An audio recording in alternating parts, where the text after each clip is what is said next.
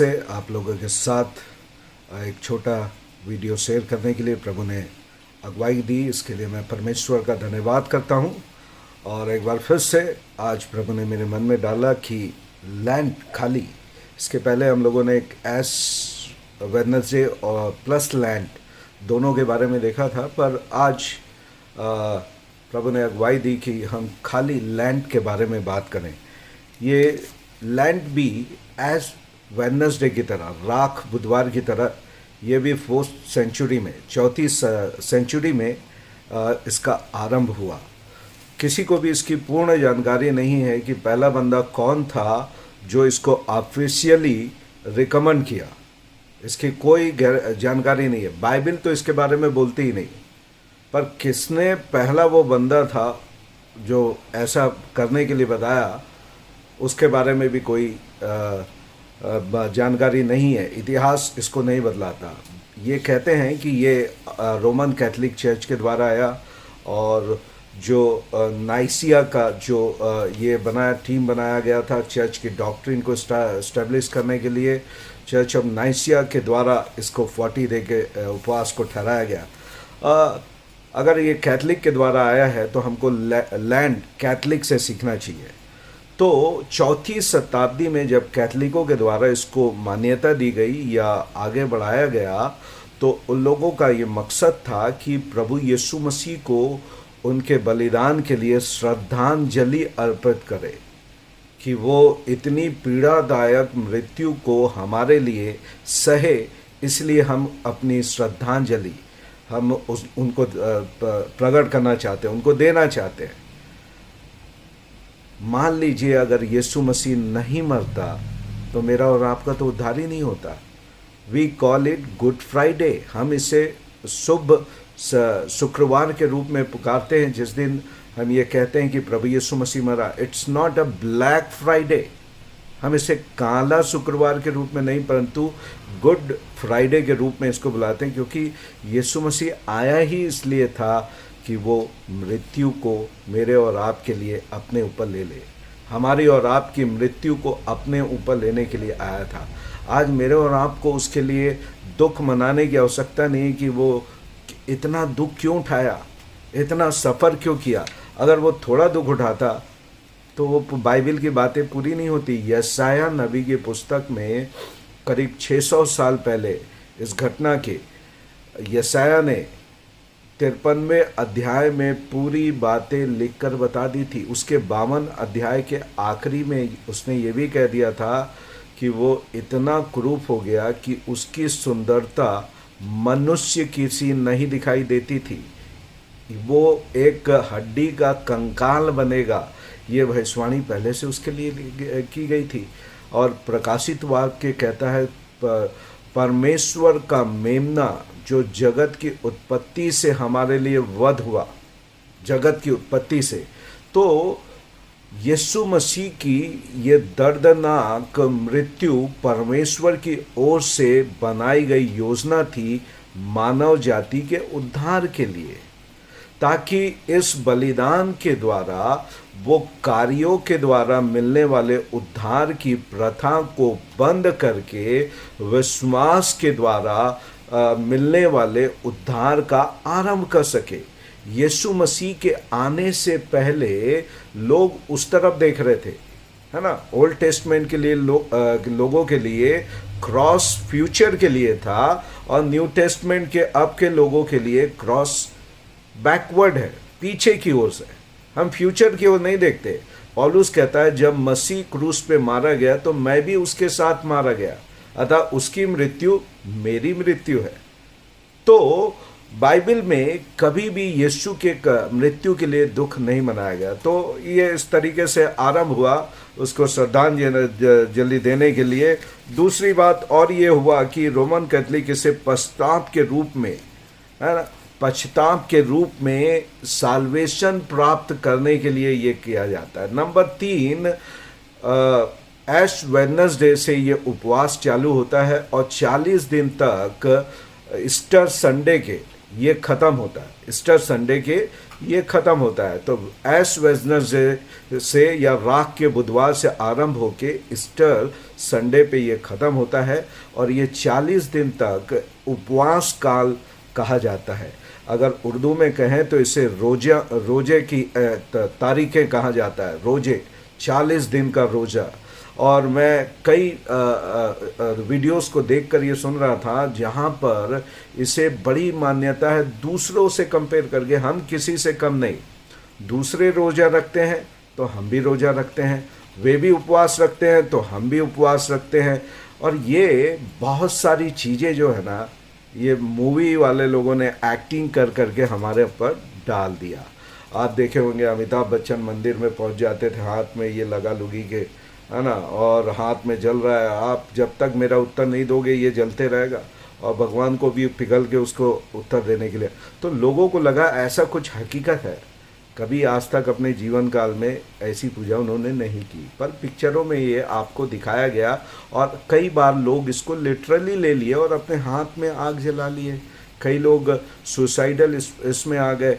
और ये उपवास भी जो है परमेश्वर की आज्ञा के रूप में कहीं पे बाइबल में नहीं लिखा गया। आप 66 पुस्तकों को पढ़िए, आज्ञा के रूप में उपवास नहीं है। इसका मतलब ये नहीं कि उपवास नहीं हुआ। बाइबल में अनेक लोगों ने उपवास किया और अच्छे अच्छे कारणों से ये उपवास किए, पर इसकी आज्ञा और तारीखें नहीं दी गई कि इस तारीख को आपको उपवास करना है, इस तारीख से यहाँ से लेकर यहाँ तक आपको रोज़ा रखना है, कितने दिन के रखना है, कब रखना है। ऐसी कोई शिक्षाएं बाइबल ने नहीं दी। मनुष्य अपने ज़रूरतों के हिसाब से जब वो किसी चीज़ को पाने के लिए ललायित होता है, प्यासा होता है, तब वो अपने खाने पीने को भी अलग रखकर वो उसको पाने के लिए, उसको लेने के लिए वो रोज़े रखता है। और ये रोज़ा जो होता है केवल खाना छोड़ देना नहीं है, अपनी अच्छी वस्तुओं को छोड़ देना नहीं है। अब मान लो आप नॉन वेजिटेरियन हैं, आपने कहा जी मैं ये 40 दिन तक के नॉनवेज नहीं खाऊंगा। मान लो वो बंदा का क्या जो वेजिटेरियन है वो क्या छोड़ेगा? उसको पनीर छोड़ना पड़ेगा, आप बोलोगे तो वो तो वेजिटेरियन है, और नॉन वेजिटेरियन तो नहीं हो सकता कि प्रभु चलो आपके लिए मैं ना नॉन वेजिटेरियन बन जाऊंगा 40 दिन तक। और कोई उसको छोड़ रहा है, कोई उसको ले रहा है, तो ये ड्रामा चलता है एक तरीके से। इसका आत्मिकता उद्धार पाने से कोई लेना देना नहीं है। बाइबल में यीशु ने कहा जब तू उपवास करे तो अपने कोठरी में जा, इसका प्रचार मत कर। और कई लोग इसको यीशु मसीह के 40 दिन के रोजे जो उसने जंगल में रहा और मूसा के रोजे से रहते हैं। यीशु मसीह ने अपने जीवन काल में एक 40 का उपवास रहा। यहाँ तो हर साल रोजे आते हैं, हर साल 40 के रोजे आते हैं। यीशु मसीह ने हर साल 40 दिन के रोजे नहीं रखा, वो एक भी बार रहा, और उद्धार पाने के लिए नहीं, परमेश्वर की सेवा का आरंभ करने के लिए रखा। मोजेस से मूसा ने भी 40 दिन का उपवास रखा। एक एक्सोडेस की यात्रा जो प्रतिज्ञा की देश की ओर लेकर जा रही थी, उस यात्रा के लिए परमेश्वर के वचन को इजरायलियों तक लाने के लिए, 10 आज्ञाओं को लाने के लिए वो पहाड़ पे गया और परमेश्वर के साथ रहा। आपको कुछ पाने के लिए, उद्धार पाने के लिए उपवास की जरूरत नहीं है। परमेश्वर के पास आने के लिए उपवास करेंगे तब ये होगा, ऐसा नहीं है। मैं एक आयत को आज के लिए जरूर पढ़ूंगा जो पाया जाता है इब्रानियों की पत्री, उसका 10 अध्याय 19 और 20 आयत। इब्रानियों की पत्री 10 अध्याय 19 और 20। इसलिए हे भाइयों, जब हमें यीशु के लहू के द्वारा उस जीवते मार्ग से पवित्र स्थान में प्रवेश करने का हियाव हो गया है, यीशु के लहू के द्वारा उस जीवित स्थान में प्रवेश, जीवित और पवित्र स्थान में प्रवेश करने का ताकत हियाव मिल गया है। यीशु का लहू परमेश्वर के पास पहुंचने का मार्ग है। आपका उपवास आपकी सहायता कर सकता है, पर इससे परमेश्वर नहीं देखेगा अरे इसने 40 दिन तक मटन नहीं खाया, सिगरेट नहीं पिया, इसने दारू, उसके बाद क्या? उसके बाद तो भरपेट पार्टी ऑन 40 दिन के बाद। क्या केवल 40 दिनों की ही हमारी प्रतिज्ञा है जिसके द्वारा हम परमेश्वर के पास पहुंचने का ये कर रहे हैं? ये एक ट्रेडिशन था और ट्रेडिशन चला आया, पर मार्टिन लूथर ने, फिर मैं ये कहता हूँ, जब प्रोटेस्ट किया तो उसने कहा जस्टिफिकेशन, धार्मिकता केवल विश्वास के द्वारा, उद्धार, धर्मी ठहरना केवल और केवल विश्वास के द्वारा, बाकी चीज़ें ये आपके लिए, परमेश्वर उसने आपके लिए नहीं थोपा। आप उपवास कर सकते हैं, आप रोजे कर सकते हैं, पर इस समय जो रोजे करते हैं उनको लगता है कि इस 40 दिन के समय में जब हम रोजे रखेंगे तो कुछ खास आशीषें हमको मिलेगी। ऐसा कुछ भी नहीं है। This is not the very important period of the year. ये साल का कुछ खास समय ऐसा नहीं है। इसलिए मेरे प्रियो, मैं आपको प्रोत्साहित करूंगा कि आप इस धोखे और भ्रम से बाहर आए कि 40 दिन का रोज़ा या ये जो लैंड पर पीरियड का जो रोज़ा है वो खास आशीषों को लेकर आता है। It's a main made theory, doctrine. परमेश्वर का इससे कोई लेना देना नहीं है। परमेश्वर आपको वैसे ही प्यार करता है जैसे आप हैं। परमेश्वर आपको वैसे ही ग्रहण करना चाहता है जैसे आप हैं, है ना। मैं आपको ये कह सकता हूँ कि जो बड़ा पापी है उसके लिए बड़ा अनुग्रह है। जो अपने आप को छोटा पापी, ये परमेश्वर की दृष्टि की नहीं बोल रहा मैं, अपने जो छोटा पापी समझता है उसके लिए थोड़ी अनुग्रह मिलेगी, पर जिसको सोचता है मैं बहुत बड़ा पापी हूँ उसके लिए बहुत बड़ी अनुग्रह है। बाइबल कहती है यीशु मसीह पापियों का दोस्त था, चुंगी लेने वालों के साथ उसकी संगति थी, उठना बैठना था। सामरी स्त्री से वो खुद मिलने के लिए गया और उसकी मृत्यु के पहले एक व्यभिचारिणी स्त्री उसके पाँव में गिर कर अपने इत्र डालकर उसको आंसुओं और बाल से पोंछने लगी, आंसुओं से धोने और बाल से। और लोग बोले कि ये भविष्यवक्ता होता तो जान लेता। वो आज आपको भी जानता है, दूसरों को भी। इस रोजे के, ट्रेडिशनल वाले रोजे से बाहर आए। एक मॉन्क बनने का प्रयास ना करें कि मैं अपने शरीर को पीड़ा देकर परमेश्वर के ध्यान को आकर्षित करूँगा। आप यूं ही उसको कहें, dad he will be at your presence. आपकी उपस्थिति में वो आ जाएंगे।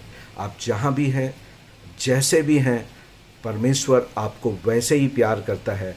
और प्रमाण है आज से 2000 साल पहले का क्रूस, जहाँ पे वो आपके लिए मारा गया, गाड़ा गया और तीसरे दिन जी उठा। God bless you all.